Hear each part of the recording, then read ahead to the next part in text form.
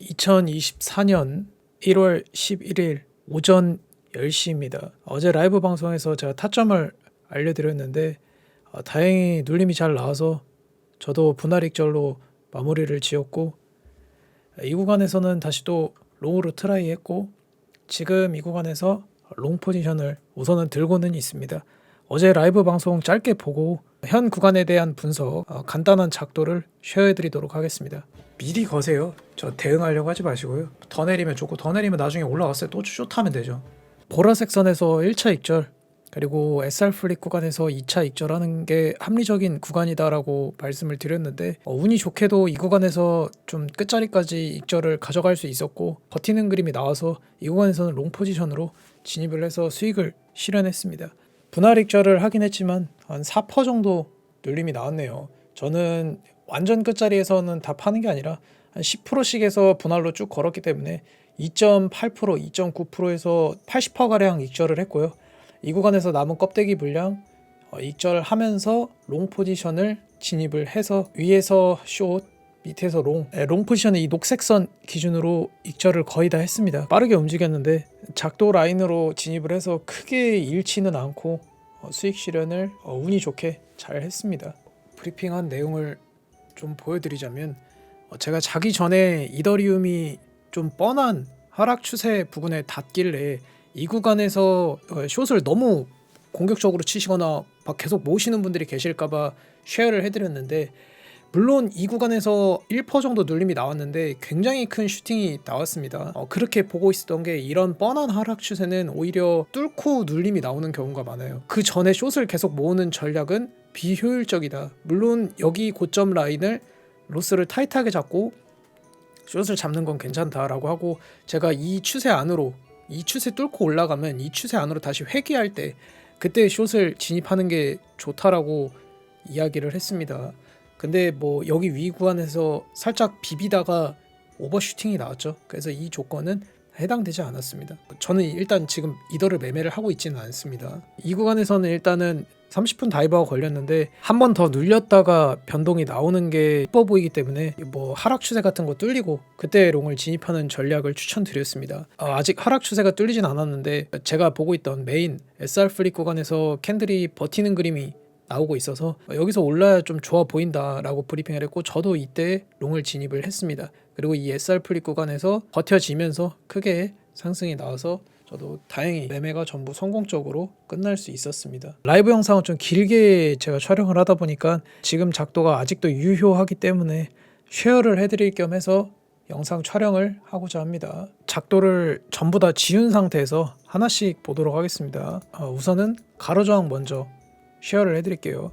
계속 이야기를 하지만 SR 플립 구간은 지지와 저항이 반전됐다는 의미인데, 변동이 나오기 전에 제가 계속 중요하다고 라인을 말씀드렸는데, 지금 메인 SR 플립 라인은 이거 두 개로 보고 있습니다. 위에 48.2K는 과거 48K 빅숏 나왔을 때의 최고점입니다.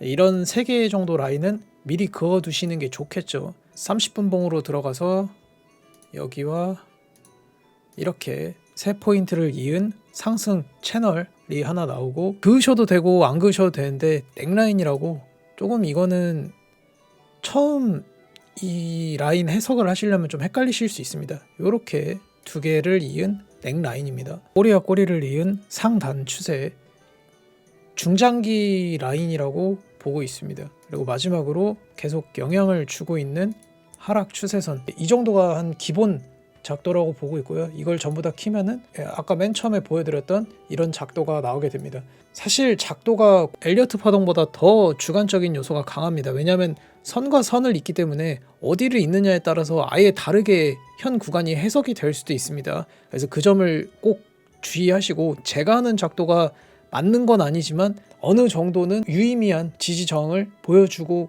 있음을 이 작도를 통해서 볼 수 있겠죠. 여전히 4시간 하락 다이버전스는 유효하게 보고 있습니다. 가격의 고점은 높아지고 RSI의 고점은 낮아지는 4시간 하락 다이버전스는 여전히 유효하다고 보고 있는데, 라이브 방송 때도 짧게 이야기를 했지만 이렇게 더블로 걸리고 내릴지 그냥 내릴지는 사실 알 수가 없습니다.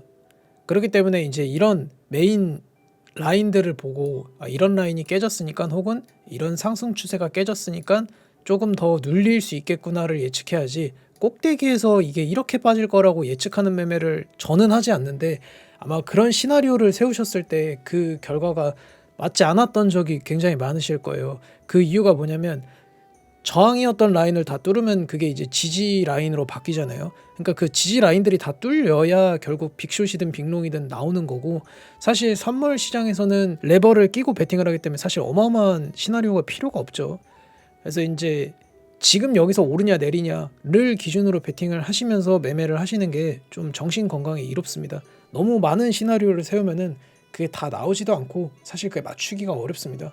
로스 짧게 롱을 진입한 이유는 일단 이 채널 안으로 돌파가 다시 나오고 버텨지는 그림인 것 같아서 진입을 했는데, 제가 지난번에도 얘기했다시피 여기서 이제 숏을 진입한 이유랑 동일한 거죠. 저는 이제 눌림을 좀 더 열어두고 숏을 베팅한 거고, 이 구간은 제가 보고 있던 지지저항 단기 SR 플립 구간이기 때문에 롱을 짧게 트라이 하는 겁니다.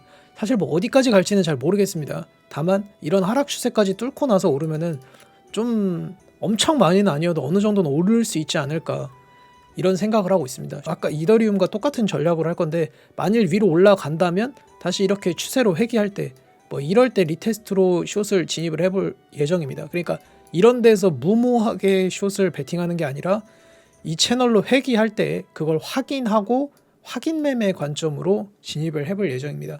당연히 이 움직임이 나오지 않을 수 있습니다. 이런 것도 휩소가 많기 때문에 그냥 내리는 경우도 있고요, 아니면 그냥 이렇게 위로 올리는 경우도 있습니다. 다만 저런 그림이 나왔을 때는 조금 더 로스를 명확하게 걸 수 있으니까 그런 자리를 기다렸다가 매매하는 게 저는 승률 자체가 좀 높지 않나 생각이 듭니다. 일단은 지금 44.7이 깨지지 않는 선에서는 롱이 좀 더 유리하다라고 생각을 하고 있습니다. 왜냐하면 이 구간이 메인 SR 플립이기 때문에 이 구간을 깨면은 이제 그때부터는 오름숏 전략으로 좀 취하지 않을까 싶어요. 더 큰 상승을 위해서는 47개 위로 4시간봉이나 뭐 1시간봉 라인이 종가로 마감을 하면 좀 더 상승에 가중치를 둘 예정이긴 합니다. 여기까지가 이제 제가 짧게 보고 있는 현 구간에 대한 분석이고, 이 구간에서 위든 아래든 변동이 나오면 그때 라이브 방송이나 아니면 일반 영상을 다시 재촬영한 쪽으로 진행하도록 하겠습니다. 감사합니다.